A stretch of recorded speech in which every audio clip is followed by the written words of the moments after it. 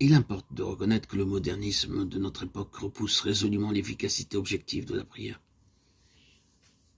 Il ne lui attribue qu'une valeur subjective, par l'influence salutaire qu'elle exerce sur celui qui prie, par le changement qu'elle peut provoquer dans sa conduite, dans son attitude, en favorisant par exemple le respect des choses saintes. Ceci en passant. Qu'il nous suffise pour le moment de nous souligner deux choses qu'il importe de garder constamment présentes à l'esprit quand on étudie l'aspect de la prière.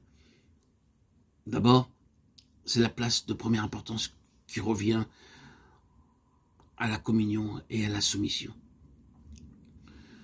La prière sollicitation à laquelle, Dieu merci, nous continuons à croire, que nous continuons à pratiquer, est peu de choses en dehors de la communion avec le Seigneur.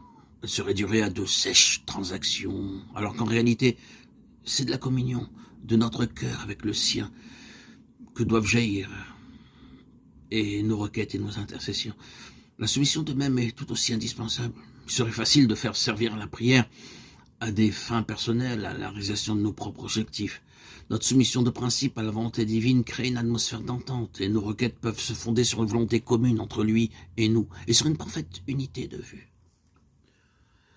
La seconde chose qu'il ne faut pas oublier, c'est que, en raison même de toutes les difficultés mentales auxquelles nous avons souvent à faire front, à subir, à vivre, la prière est essentiellement un acte de foi. Vous aurez beau discuter à perte de vue sur la souveraineté de Dieu, la prédestination et autres choses semblables, vous n'en croirez pas moins que Dieu change les choses en réponse à la prière.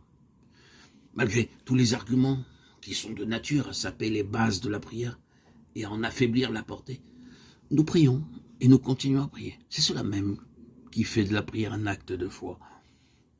C'est faire bien bon marché, direz-vous, des difficultés réelles.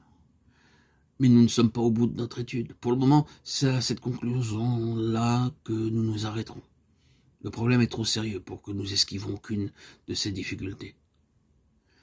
Rappelons-nous que la collaboration avec Dieu est le véritable but, la raison d'être de la prière. Tous les autres aspects, communion, soumission, sollicitation, lutte, relèvent de celui-là uniquement. La collaboration, une association, une amitié, un dialogue entre nous et Dieu. Frères et sœurs, amis, bien-aimés en Christ, tous ces facteurs composites s'ajustent les uns aux autres et assurent à l'ensemble un fonctionnement normal. Aussitôt que nous reconnaissons que la prière est une collaboration avec Dieu, nous ne nous trouverons nous-mêmes dans des dispositions propices à la prière qu'en prenant nettement position dans ce sens-là. Rechercher la collaboration de Dieu. Rechercher son intimité. Un cœur à cœur.